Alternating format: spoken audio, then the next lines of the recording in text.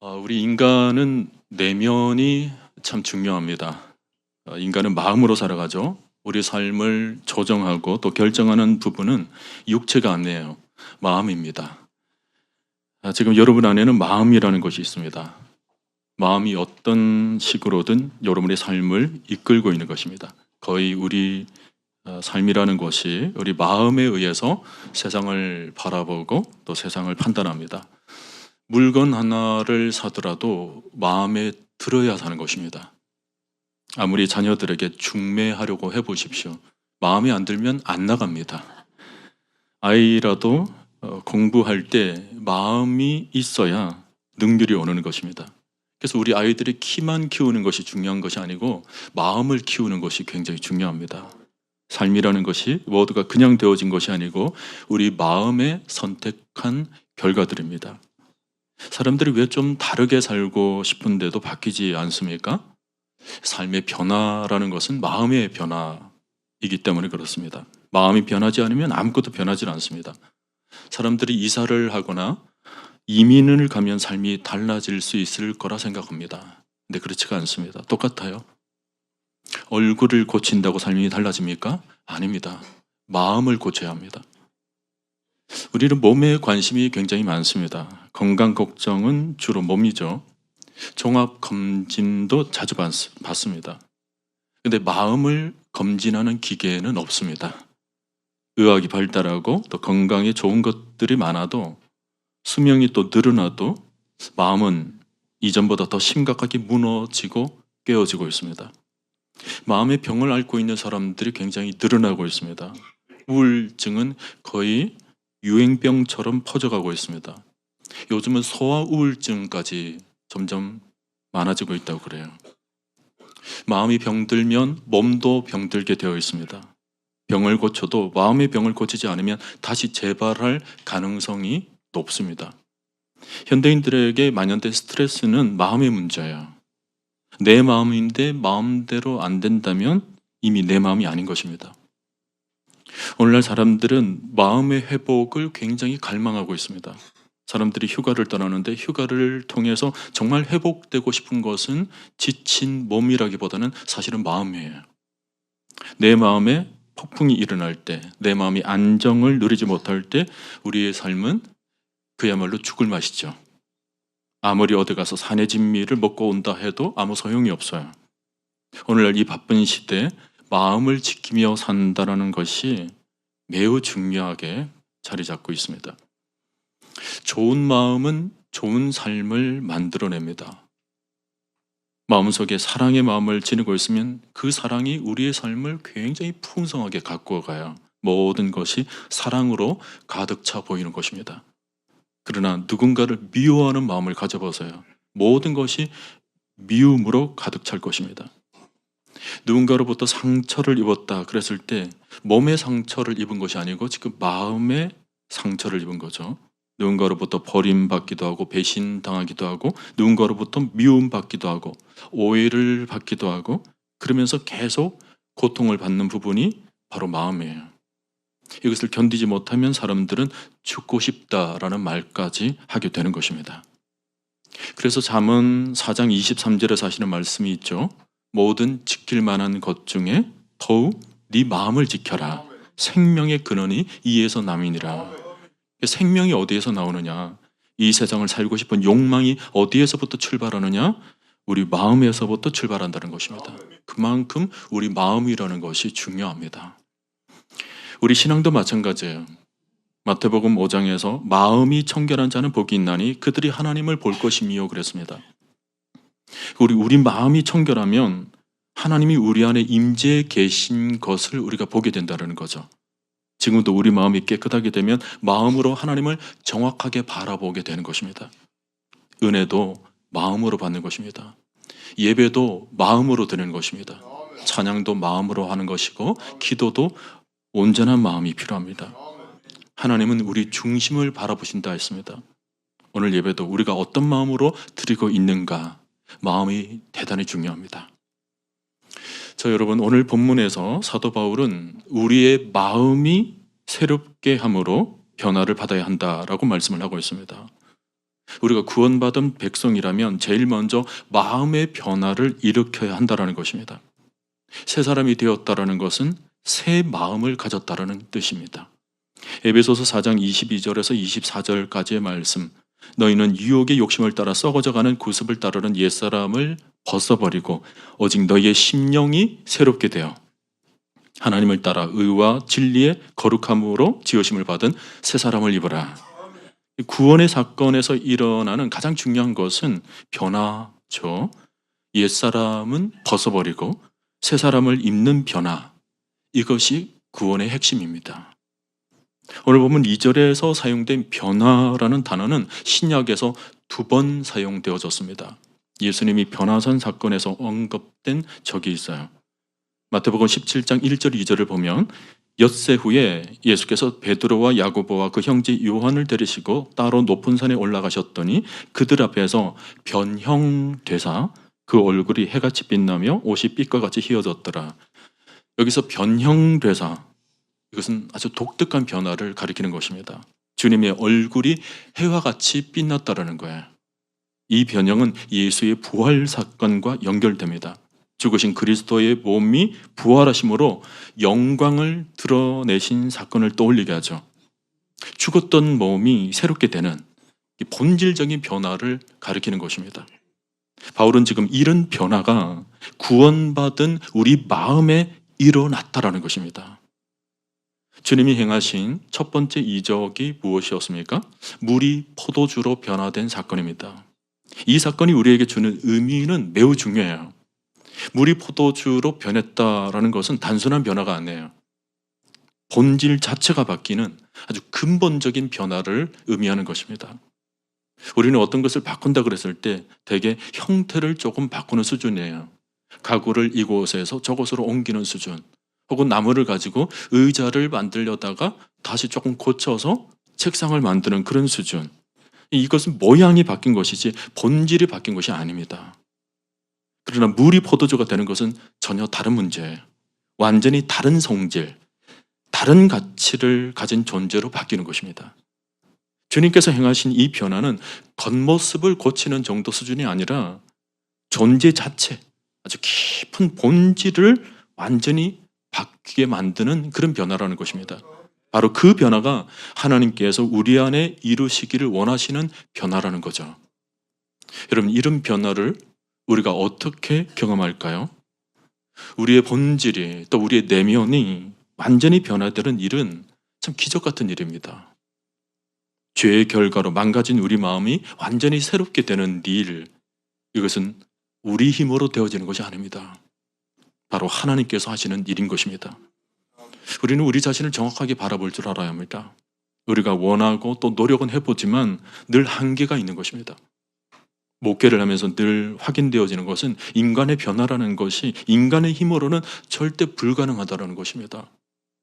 우리 인간의 마음은 우리가 생각하는 것보다 훨씬 악하다는 것입니다. 죄성을 가진 우리는 죄의 그 성향을 가지고 죄 짓는 일에 아주 능숙합니다. 죄 짓는 일이 아주 체질화되어 있어요. 예레미야 17장 9절 말씀을 보면 만물보다 거짓되고 심히 부패한 것은 마음이라 누가 능히 이 일을 알리오 그랬습니다. 우리의 마음은 생각보다 훨씬 더 심각하고 복잡하고 스스로 제대로 알지 못할 만큼 굉장히 왜곡되어 있다는 것입니다. 우리는 보통 이렇게 생각을 하죠. 내 마음은 내가 잘 안다. 그래서 내 마음을 내가 통제할 수 있다, 다스릴 수 있다. 그래서 나는 괜찮은 사람이 될 것이다. 그러나 성경은 전혀 다르게 얘기를 합니다. 우리 마음은 스스로 속일 만큼 거짓된다고 그랬습니다. 사실은 내 마음을 나도 잘 몰라요. 스스로 통제하기 어려울 만큼 부패되어 있는 것입니다. 그 사실을 나도 몰랐던 것입니다. 우리가 실패하는 이유는 환경이 나빠서가 아니에요. 내 마음을 너무 믿고 살았기 때문에 그렇습니다. 나는 이 정도 믿고 살았는데 그게 도달하지 못할 때, 그 현실을 받아들일 때 내가 낙심하게 되는 것입니다. 내 마음이 기준이 되면 그 기준 자체가 이미 흔들리고 있기 때문에 삶도 같이 흔들릴 수밖에 없다는 거죠. 그래서 하나님께서 우리에게 요구하시는 것은 마음을 조금 고치는 수준이 아니라 아예 마음을 새롭게 하라는 것입니다. 내 안에 물 같은 마음들이 모두 포도주 같이 되는 그런 완전한 변화, 완전한 기적이 일어나야 한다는 것입니다. 여러분, 우리 주님은 기적을 일으키시는 분이십니다. 주님께서는 변화시키지 못할 것이 없습니다. 물이 포도주로 변한 사건은 단순한 기적이 아니에요. 그것은 앞으로 주님께서 행하실 여러 사역들, 여러 이적들의 전조이죠. 예고편과 같은 것입니다. 여러분, 주님이 행하실 가장 큰 기적이 무엇일까요? 수많은 병자들을 고친 것입니까? 아니면 자연을 다스리는 것입니까? 아닙니다. 주님께서 일으키시는 가장 큰 기적은 죄인을 변화시키는 것입니다. 상처와 욕망과 죄로 마음이 무너진 그런 상태를 새롭게 하시고 자기 중심으로 살던 사람을 하나님 중심으로 바꾸는 것, 바로 그것이 주님께서 이루신 가장 놀라운 기적이었던 것입니다. 그러므로 여러분의 마음을 스스로 변화시키려 하지 마시고 우리의 모든 마음을 주님께 내어놓을 수 있기를 바랍니다.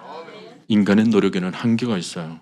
우리가 애써 바꾸려 하면 변화보다는 오히려 변질되기가 쉽습니다. 겉모습은 바꿀 수 있어요.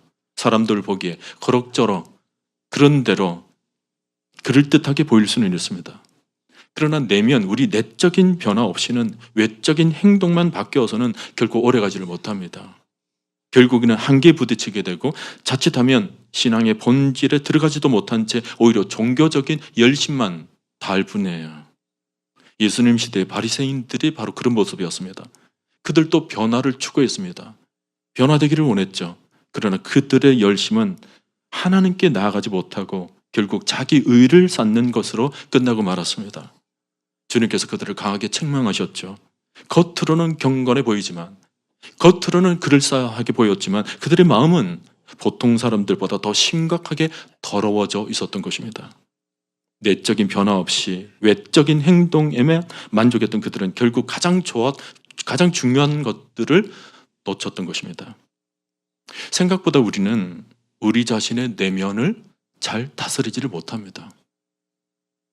왜 사랑하며 살아야 할 부부가 원수처럼 지냅니까? 왜 평생을 함께 살면서도 서로를 탓합니까? 왜 믿음의 공동체 안에서 끊임없이 갈등과 다툼이 일어납니까? 문제는 상대에게 있는 것이 아니라 내 안에 있습니다. 왜 우리는 그렇게 상대를 바꾸려고 합니까? 우리 힘을 너무 믿기 때문에 그렇습니다. 내가 이런 말을 하면, 내가 이런 권면을 하면 저 사람이 바뀌게 될 것이다. 우리의 말이나 우리의 힘을 너무 믿기 때문에. 그러다가 제대로 안 되면 그 사람에 대해서 실망을 하죠. 그리고 결국은 그 사람과 갈라서게 됩니다. 여러분, 우리 마음은 하나님이 바꿔주셔야만 합니다. 고린도후서 5장 17절을 보면 그런즉 누구든지 그리스도 안에 있으면 새로운 피조물이라 이전 것은 지나갔으니 보라 새 것이 되었도다. 여기서 중요한 것은 누구든지 그리스도 안에 있으면 이라는 전제 조건이에요. 이게 없으면 우리 안에 있는 이전 것들은 도저히 지워낼 수가 없는 것입니다. 여기서 말하는 이전 것이라는 것이 무엇입니까? 하나님과 무관했던 마음이에요. 로마서 1장을 보면 하나님을 알면서도 하나님을 영화롭게 하지 않고 감사하지도 않으며 생각은 허망하여지며 마음은 어두워졌던 상태라 그랬습니다. 로마서 1장 28절에는 또한 그들이 마음에 하나님 두기를 싫어하며 하나님께서 그들을 그 상실한 마음대로 내버려 두사 합당하지 못한 일을 하게 하셨으니 그랬죠. 이전에 우리 마음이라는 것은 미련해서 어두워졌던 마음들입니다. 마음의 정욕대로 더러움에 내버려 두사 그들의 마음에 하나님 두기를 싫어하며 그 상실한 마음대로 내버려 두사 무엇을 강조하고 있습니까? 한마디로 구제불능 상태였다는 거예요.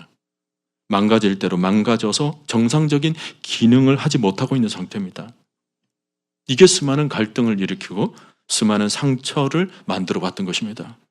이게 인간의 현주소예요. 인간의 마음이 망가져 있으니까 그냥 정욕 덩어리로 사는 것입니다. 마음에 하나님 두기를 싫어했다는 것은 하나님을 떠나서 진공 상태로 있다는 얘기가 아닙니다. 그 마음 안에 다른 것에 대체되게 됩니다. 우상 숭배와 같은 것들이 그 안에 들어오게 되어 있어요. 하나님이 싫어하는 것들을 골라서 하게 됩니다.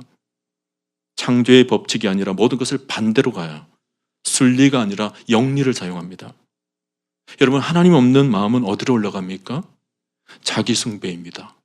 스스로를 섬깁니다. 자기 배가 신입니다. 자기가 중심이 되어서 자기가 하고 싶은 대로 자기가 원하는 것만 취하게 되는 것입니다. 하나님에게 감사하지도 아니하고 영화롭게 하지도 아니하고 생각이 허망하여지고 미련한 마음으로 어두워져 버립니다. 결국 인간이 하나님 자리에 서서 하나님 노릇을 하며 살아가게 되는 것입니다. 신이 아닌 존재가 신처럼 살려고 하면 할수록 삶은 또 혼란과 고통으로 빠져들 수밖에 없는 것입니다. 악은 바깥에서 벌어지는 것이 아닙니다. 하나님을 모시지 않는 인간의 마음에는 선한 것이 없어요. 악은 우리 마음에서부터 출발하는 것입니다. 하나님을 가까이 두지 않았음에 우리 마음이 허망하여져서 어두워진 것입니다. 그런데 여러분, 복음이 우리에게 안겨다 준 변화가 무엇입니까? 로마서 12장이 말씀하시는 것처럼 이제 우리의 삶에 예배가 시작되었다는 것입니다. 예배는 단순한 형식이 아니에요. 삶의 중심이 바뀌는 사건입니다. 창조주 하나님을 하나님으로 인정해드리고 피조물인 우리는 우리의 자리로 돌아가는 것입니다. 구원이라는 것은 단순히 죄를 용서하는 것이 아니라 하나님을 하나님의 위치로 다시 인정해드리는 일입니다. 믿음으로 의롭다함을 받았다는 것은 하나님과 화평하게 되었다는 거예요. 죄의 마음, 그 어두웠던 마음이 다 지워지고 끊어졌던 관계가 다시 이어지고 멀어졌던 마음이 하나님께로 돌아오는 것입니다. 여러분, 하나님이 누구십니까? 우리를 지으신 창조주이십니다. 그러므로 당연히 우리 마음은 누구를 모셔야 합니까? 하나님입니다. 구원받았다는 것은 이전에 하나님 두기를 싫어했던 우리 마음이 이제는 하나님을 중심에 모시고 하나님을 예배하는 자가 되었다는 것입니다. 변화는 나를 높이는 자리에서 벗어나서 하나님을 높이는 삶으로 바뀌는 것입니다. 오늘 그러므로라고 시작하죠. 오늘 본문에 보면 그러므로 이렇게 열어갑니다. 지금까지 내 안에 있던 모든 옛 자아들이 이제 완전히 새로운 자아로 바뀌게 되었다라는 분명한 전환을 선포하는 것입니다. 이전과는 전혀 다른 방향으로 살게 되었다라는 출발 선언인 것입니다. 너희 몸을 하나님이 기뻐하시는 거룩한 산제물로 드리라. 이는 너희가 드릴 영적 예배니라. 이것은 단순한 행위가 아니라 우리 마음 안에 거룩이라는 새로운 방향이 생겨났다는 것입니다. 이전에 우리 안에는 무엇이 있었습니까? 죄가 우리를 지배하도록 만드는 육체의 소욕이 있었어요.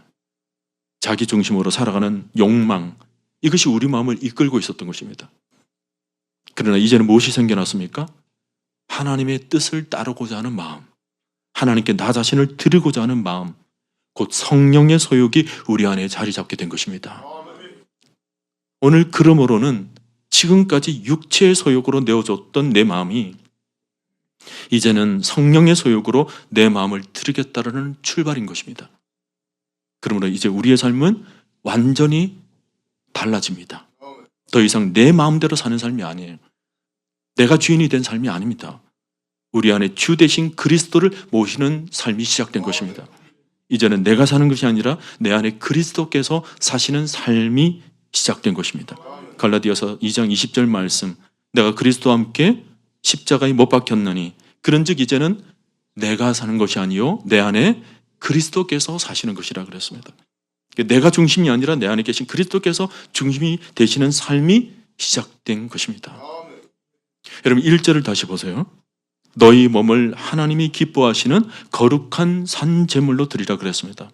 여기 드리라라는 단어에서 중요한 것은 우리 마음을 누구에게 드릴 것인가의 문제예요. 하나님께 내 마음을 드릴 것인가? 죄에다가 내 마음을 줄 것인가? 하나님께 내 마음을 드릴 것인가? 아니면 여전히 내가 내 마음을 장악할 것인가? 바울은 우리에게 복음을 경험하고 하나님을 만난 사람은 드림의 대상이 정확하다고 말씀하고 있습니다. 그분은 하나님 한 분밖에 없다라는 거예요. 그래서 로마서 1장 1절부터 로마서를 시작하면서 바울은 자신을 예수 그리스도의 종이라고 소개하고 있습니다. 예수 그리스도께서 온전히 나를 다스리는 삶, 자신의 마음이 철저히 그리스도 안에 담겨져 있다는 것을 선언하면서 로마서를 기록해 나갔던 것입니다. 여러분, 우리 마음에 그리스도를 모신다는 것은 무엇을 의미합니까? 이제 우리의 마음이 주님의 마음을 닮아가기 시작했다는 것을 의미합니다. 삶의 중심이 바뀌고 생각과 태도가 또 방향이 완전히 그리스도를 따르게 되었다는 거예요. 예수 나무에 접붙여지면 예수 열매가 맺혀질 수밖에 없습니다. 나무가 무엇이냐에 따라서 열매가 결정되죠. 사과나무는 사과를 맺습니다. 포도나무는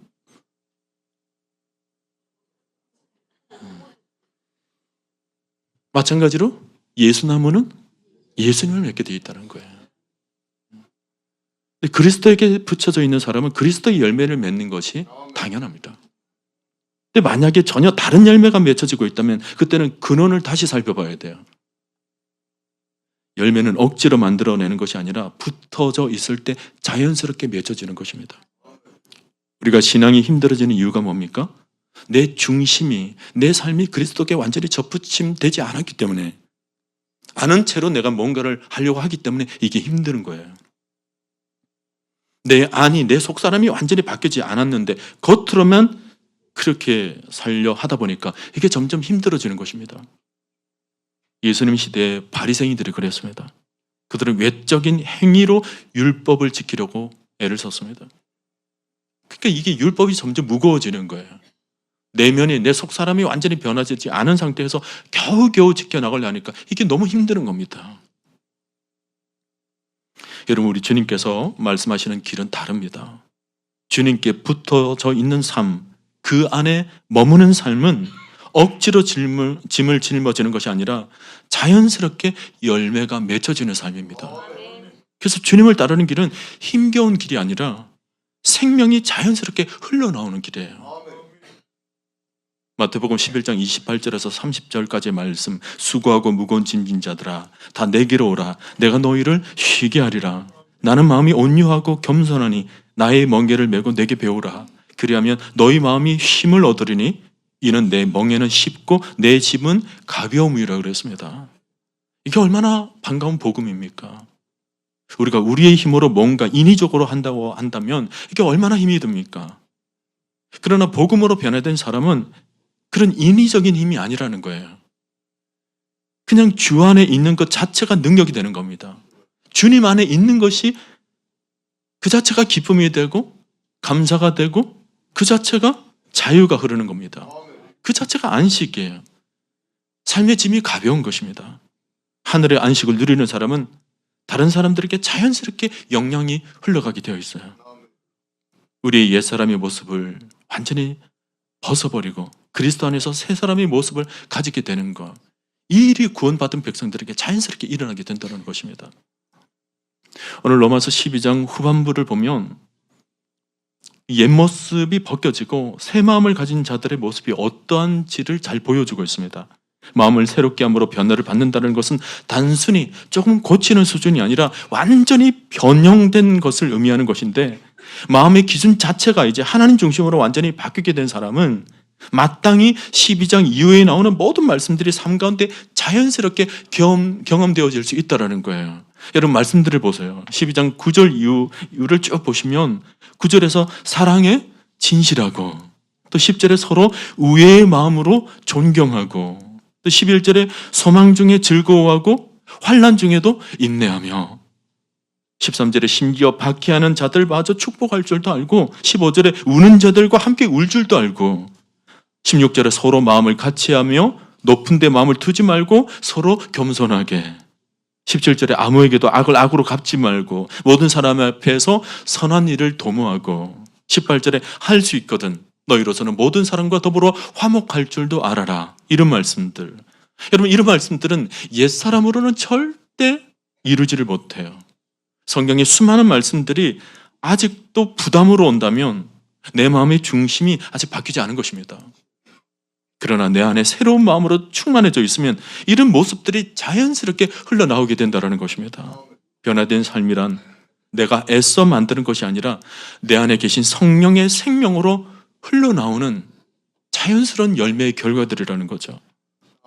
이런 말씀들을 내가 내 마음으로 반응하는 것이 아니라 내 안에 계신 성령, 거룩한 영이 이런 말씀들에 대해서 기쁨으로 반응하게 만드는 것입니다. 우리 몸을 거룩한 산 제사로 하나님께 드리라. 하나님께서 이런 모든 말씀을 이루어 가시도록 나는 그저 내 마음을 하나님께 드리라는 거예요. 그러면 하나님께서 내 마음을 받으시고 내 마음 가운데 성령의 아름다운 열매들이 맺혀질 수 있도록 내 삶을 통해서 그 역사가 일어날 수 있도록 우리를 사용해 주신다는 것입니다. 그럴 때 정말 놀라운 변화들이 우리 삶 가운데 일어나게 되죠. 그것이 바로 우리가 드리게 될 살아있는 제사, 영적 예배라는 것입니다. 오늘 그러므로 그 이후의 삶은 복음 안에서 완전히 새로운 마음으로 살아가는 삶입니다. 갈라디아서 5장 22절에서 23절에 오직 성령의 열매는 사랑과 희락과 화평과 오래 참음과 자비와 양성과 충성과 온유와 절제니, 그리고 그 다음 말씀, 이 같은 것을 금지할 법이 없느니라 그랬습니다. 내 안에 성령이 계실 때 자연스럽게 흘러나오는 신의 성품들이에요. 사랑이 흘러나옵니다. 희락의 기쁨이 막 흘러나와요. 온유가 흘러나오고요. 절제가 막 흘러나와요. 충성이 흘러나옵니다. 너무 자연스럽게 흘러나오기 때문에 이 같은 것을 금지할 것이 없다라는 거예요. 막을 길이 없다라는 것입니다. 프란체스코의 기도문처럼 주여 나를 평화의 도구로 사용하여 주소서. 미움이 있는 곳에 사랑을, 다툼이 있는 곳에 용서를, 분열이 있는 곳에 일치를, 의혹이 있는 곳에 믿음을, 그릇됨이 있는 곳에 진리를, 절망이 있는 곳에 희망을, 어둠이 있는 곳에 빛을, 슬픔이 있는 곳에 기쁨을 가져오는 사람이 되게 하소서. 어떻게 그렇게 됩니까? 내 안에 그리스도의 영으로 충만해져 있으면 이런 삶을 열어갈 수가 있다는 것입니다. 여러분, 이것이 우리를 향한 하나님의 마음이에요. 우리를 부르신 하나님의 목적입니다. 우리를 구원케 만든 하나님의 목표예요. 여러분, 희야라는 자매를 아시는지 모르겠습니다. 이게 손가락이 4개밖에 없습니다. 우리는 10개인데 손이 다 없고 양쪽으로 2개씩 해서 4개밖에 없어요. 그 자매가 지금 온 세계를 다니면서 연주회도 하고 또 신앙 간증도 합니다. 얼마나 기쁨으로 간증을 하며 또 연주회를 하면서 많은 사람들에게 도전을 주는지 몰라요. 저는 이 희야 자매를 아주 가까이서 본 적이 있습니다. 제가 이전에 섬겼던 미국 교회에서 연주회 겸 간증 집회를 가졌는데, 제가 이 희야 자매를 의전을 하면서 아주 가까이서 며칠 동안 지냈습니다. 같이 밥도 먹고 또 여러 가지 대화를 나누면서 이 자매의 모습을 일거수일투족 이제 보게 되었는데, 제가 정말 도전을 받는 거예요. 손가락이 그렇고 또 몸도 그렇게 온전치가 않습니다. 그런데도 이 자매의 얼굴에는 전혀 어둠이라는 것이 없어요. 너무 밝은 거예요. 말하는 한마디 한마디가 그냥 은혜 충만으로 있는 것입니다. 제가 이 자매랑 얘기를 하면서 오히려 손가락이 다 있는 제가 부끄러울 정도로 전혀 어둠이 없이 모든 것을 감사하고 기뻐하며 살아가는 그 표정이 너무 저에게 도전이 되는 거예요. 여러분, 닉 부이치치 아시죠? 2 팔 다리가 없습니다. 어릴 때 그 선천성 그 희귀 질환 때문에 팔다리를 다 없는 상태에서 그가 지금 전 세계를 돌아다니면서 얼마나 많은 사람들에게 도전을 주고 희망을 주는지 몰라요. 그런 사람들뿐만 아니에요. 조니 에릭슨 타다라는 사람도 마찬가지입니다. 다이빙 사고로 전신 마비가 된 이후에 이제 하나님을 영접하고 복음 안에서 지금은 그림도 그리면서 정말 많은 사람들에게 도전을 주고 있습니다. 여러분, 이런 분들의 공통점이 뭐예요? 어떤 강한 의지가 아니에요. 마음속에 완전히 성령께서 충만히 내주하시면서 마음이 완전히 새롭게 변화된 것입니다. 이전의 마음이 아니에요. 새로운 마음인 거예요. 사람의 마음으로는 이렇게 될 수가 없습니다. 사람의 마음은 자그마한 말 한마디에 흔들려서 도무지 안 되는 것이 사람의 마음이에요. 어떤 분들에게 그런 마음이 있어서 다 떨쳐버리고 오늘부터 편안히 주무십시오 해도 목사님 그게 잘 안 돼요 그래요. 안 됩니다. 인간의 마음으로는 잘 안 돼요. 그게 아무리 떨쳐버려도 늘 맴도는 것이 우리의 연약함이죠. 여러분, 그러나 우리 마음속에 성령이 충만히 내주하게 되면, 완전히 새로운 마음이 되게 되면 이 모든 것을 완전히 바꿔놓는 것입니다.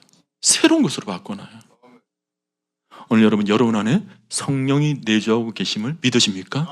우리가 믿을 때 성령이 우리 가운데 부어진다고 그랬어요. 새 언약의 약속이죠. 하나님의 백성이 되는 길은 예수 그리스도를 구주로 영접하게 될 때 그 믿음의 고백 위에 거룩한 영을 부어주신다고 그랬습니다. 그러니 여러분 안에 지금 성령의 영이 내주하고 있는 것입니다. 우리가 할 일은 뭐예요? 이제 성령께서 내 마음을 완전히 주관하시도록 내가 성령님께 내어드리는 일이에요. 성령님께 내 마음 온전히 다스리도록 내가 내어드림의 일이 우리에게 필요한 것입니다. 여러분, 패러글라이딩 아시죠? 패러글라이딩을 초보자가 좀 타게 되면 타면서 막 두려워서 힘을 줘요. 막 발버둥 칩니다. 어머 무서워요 막 그러고 타면서 막 어쩔 줄을 모릅니다. 근데 뒤에 이제 조종사가, 전문가가 뭐라고 그래요? 힘 빼세요. 그렇게 발버둥 친다고 되는 게 아닙니다. 힘 빼시고 근데 높이 오를 때 바람을 타고 그냥 즐기세요. 높이 오를 때 경치를 좀 보세요. 근데 그 말을 듣고 모든 것을 좀 내려놓습니다. 내가 뭘 하려고 했던 거 그냥 다 내려놓고 그냥 가만히 있게 되면 뭐예요? 이 경치가 새롭게 보이는 거예요. 땅에서 바라보는 그 세계가 좀 다릅니다. 새로운 세계가 쫙 펼쳐지게 되면서 그것을 누리는 것입니다. 여러분, 우리 마음 가운데 성령님이 내주하신다는 것은 바로 그런 것을 의미해요. 내가 내 마음대로 하려면 안 됩니다. 두렵습니다. 미운 마음을 가지고 있는데 어떻게 좋아하게 돼요? 어떻게 사랑할 수 있죠? 안 됩니다. 내 마음으로는 도저히 할 수 없는 일들입니다. 그런데 내가 내 마음을 하나님께 내어놓으면 이 모든 것이 다 내려놔지게 돼요. 하나님께서 내 마음을 운행하시는 것입니다. 그럼 이상한 일들이 일어납니다. 전에는 전혀 그렇게 안 보이는데 성령의 마음으로 바라보니까 이게 달리 보이는 거예요. 여러분, 우리 안에 성령이라는 것이 있잖아요. 성령이 충만하게 내주어 있습니다. 성령 대 성령으로 서로를 바라보게 되면 성령으로 인해서 아주 이상한 영적 세계가 펼쳐집니다. 그 속에 사랑이 생겨나게 되고 용서가 생겨나게 되고 위로가 생겨나게 되고 아주 충만한 마음이 생겨나게 돼요.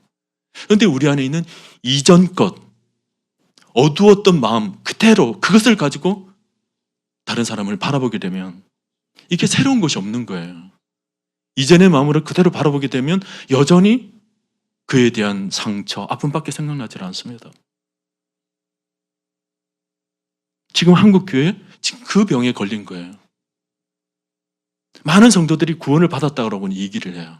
그런데 정말 구원받았다는 것이 무엇인지에 대해서는 깊게 생각하지를 않습니다. 그래서 교회 다녀서 이 땅 가운데 그냥 마음에 조금 위안을 얻고 그리고 나중에 천국에 올라가서 주님과 영원한 생명을 누린다. 뭐 이 정도밖에 생각하지 않습니다. 근데 그렇지가 않습니다. 우리가 성경을 보면 구원받은 백성은 우리 마음 가운데 이미 성령이 충만히 내주하면서 완전히 새로운 마음으로 살아가게 된다는 것입니다. 성령으로 살아간다는 거예요. 서로를 바라보면서 이전의 눈, 이전의 마음이 아닙니다. 성령의 마음으로 바라보니까 모든 것이 새로워요. 저는 우리 교회를 바라보면서 정말 이 일을 놓고 기도를 하고 있습니다. 우리가 지금 새성전을 준비하고 있잖아요. 그래서 많은 성도들이 지금 새성전에 가면 새로운 예배가 펼쳐지게 될 것이다. 얼마나 좋을까라고 다들 여기고 있지만 저는 이미 여러분 안에 지금 성령으로 인해서 지어진 성도를 전 바라보고 있는 거예요. 아멘 하든지 말든지 이미 지어진 거예요. 우리 안에 성령으로 지어진 이 성전이 지금 얼마나 아름답게 만들어져 있는지 모릅니다. 이 눈으로, 이 마음으로 온 성도들이 모여진 이 공동체가 얼마나 아름다운지 몰라요. 이전의 눈으로 바라보게 되면 그럼 별 아름다운 게 없어요. 육의 눈으로 세잔해지는 그런 겉모습으로 바라보게 되면 그게 무슨 소망이 있습니까? 늘 옛 모습 그대로잖아요. 우리가 70년, 80년 역사 흘러오면서 오만 일들이 다 있었잖아요. 그렇죠? 이런 역사가 깊어진다는 것은 그 속에서 많은 상처들도 있었다는 것이고 또 많은 일들, 어려움들도 있었다는 것입니다. 물론 은혜도 있었겠지만. 그런데 성도들이 그 이전의 것으로 서로가 서로를 바라보게 되면 이게 답이 없어요. 자기는 성령 안에서 늘 새로움을 입습니다. 오늘 예배를 드리면서도 나는 하나님께서 은혜를 주셔서 난 새로워요. 나는 새로운 뭔가 마음이 생겼습니다. 근데 옆 사람을 바라볼 때는 뭐예요? 여전히 이전의 눈으로 바라보는 거예요. 나는 새로워졌는데 옆에 사람은 아직 안 새로워졌어요. 이 옆에 있는 이 사람 몇 날, 몇 시, 몇 초에 어떤 일을 했지, 나한테 무슨 말을 했지, 그거 다 기억하는 거예요. 이전의 눈으로 바라보니까 이게 새로운 것이 없는 것입니다. 오늘 한국 교회가 지금 이 병에 걸려져 있어요. 그래서 구원받은 백성들이 모여져 있는데 성도들이 자기 한 사람 한 사람은 주님 때문에 기쁜데 서로를 바라보면서는 기쁨이 없는 거예요. 왜 그렇죠? 이전의 눈으로, 이전 것으로 바라보니까 그래요. 근데 이게 달라져야 돼요. 여러분 안에 성령의 계심을 믿습니까? 성령의 눈으로 바라봐야 돼요. 나도 성령으로 새로워졌지만 옆 사람도 성령으로 새로워지는 것입니다. 새로운 영으로 바라봐야 돼요. 영과 영으로 바라봐야 되는 거예요. 오늘 옆에 분 이전의 눈으로 바라보지 마시고 성령으로 바라보게 되면 얼마나 아름다운지 몰라요. 옆에 한번 살짝 바라보실래요? 아니, 육의 눈으로 바라보지 마시고 성령으로 바라보세요. 왜 안 보세요? 거기 보기 싫다는 거예요? 성령으로 바라보세요. 성령으로 바라보게 되면 너무 이뻐요. 그리고 귓속말로 살짝 알려주세요. 꽃보다 네가 더 이뻐. 왜 안 하십니까? 귓속말로.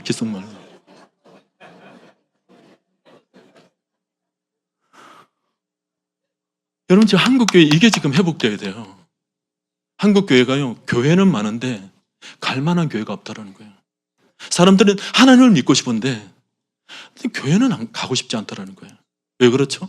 교회 가면 사람들이 예수 믿는 사람들 같지가 않아. 하나님 믿는 사람 같지 않아서 오늘 많은 사람들이 하나님은 좋은데 교회는 안 가고 싶다는 거예요. 얼마나 가슴 아픈 일입니까? 왜 이런 일이 일어납니까? 아직까지 구원의 의미를 제대로 알지 못해서 그래요. 제대로 깨닫지 못해서 그렇습니다. 여러분, 우리는 마음이 새롭게 됨으로 변화를 받아 새 사람을 입은 사람들임을 강력하게 여러분 자신에게 선포를 할 수 있기를 바랍니다. 새 사람을 입었어요. 옛 마음으로 살아가서는 안 됩니다. 바울이 나는 날마다 죽노라 그랬잖아요. 여러분, 매일 죽으십시오. 죄 안에서 죽으십시오. 그리고 그리스도 안에서 매일 새롭게 부활하십시오. 아침에 일어날 때 내가 새롭게 태어난 것처럼 사십시오. 이전에 모든 마음들 다 지우세요. 상처들, 아픔들, 그런 기억들 다 지우세요. 그럴 때는 기억력이 좀 나쁠 필요가 있습니다. 괜히 좋을 필요 없어요. 이제 그것을 다 지워버리고 새 마음으로 오시는 거예요. 매주 여러분 예배를 드릴 때도 새로운 마음으로 오십시오. 새 영으로 오셔야 돼요. 서로를 바라보면서도 새로운 마음으로 바라보셔야 되는 것입니다. 그러니까 얼마나 아름다운지 몰라요. 모두가 다 새로운 순전한 하나님의 어린 영혼, 얼마나 아름답습니까? 아기를 바라보는 것처럼 얼마나 아름다워요. 그런 마음으로 서로를 바라볼 때 그게 교회가 교회되게 만드는 길인 것입니다. 오늘 우리 한국교회가 정말 교회가 교회되게 변화가 일어나야 돼요. 온 성도들이 정말 성도답게, 여러분 한 분 한 분이 우선은 정말 성도다워지세요. 왜냐하면 내 안에 성령이 계시기 때문에, 성령이 내 마음을 주관하고 계시기 때문에 내가 말하는 것 하나, 생각하는 것 하나, 언어 하나, 모든 것들 다 성령이 다스리는 삶으로 좀 성도다운 삶을 사시기를 바랍니다. 그게 되어야 서로를 바라보는 새로운 마음이 계속 이어질 수 있잖아요. 여전히 변화되지 않은 모습 때문에 오늘 성도들이 늘 마음 아파하는 것 아닙니까? 우리는 우리 마음을 철저히 그리스도께서 다스리도록 우리 마음을 온전히 내어놓고 우리 한 사람 한 사람이 다 성령의 변화된 새로운 마음을 가진 사람으로 완전히 새 사람을 입는 것입니다. 그게 1차 목표예요. 그리고 난 뒤에 우리 모두가 이제 서로가 서로를 바라보면서 새로운 마음으로 바라보는 것입니다. 그 마음으로 여러분 예배를 드릴 때 이 예배가 얼마나 살아있을까? 우리 교회가 얼마나 살아있을까? 그게 이 세상을 변화시키는 출발이 되는 것입니다. 그런 소문이 날 때 주변에 수많은 영혼들이 주의 품으로 돌아와서 같이 주의 공동체를 이루는데 모든 마음이 또 합해지는 것 아닙니까? 우리 교회가 지금 여기에 이 숱한 세월 동안 여전히 떠나지 않고 이곳에 있는 이유가 뭡니까? 저기 하남에 좋은 신도시도 막 생기고 그럴 때 우리가 떠나지 않고 이곳에 머물러 있는 이유가 뭐죠? 돈이 없어서 그래요? 아니에요. 하나님의 꿈이기 때문에 그렇습니다. 하나님의 뜻이 있어요. 이 지역의 길동에 걸어서 우리 교회로 올 수 있는 사람이 4만 5천 명 있습니다. 4만 5천 명이에요.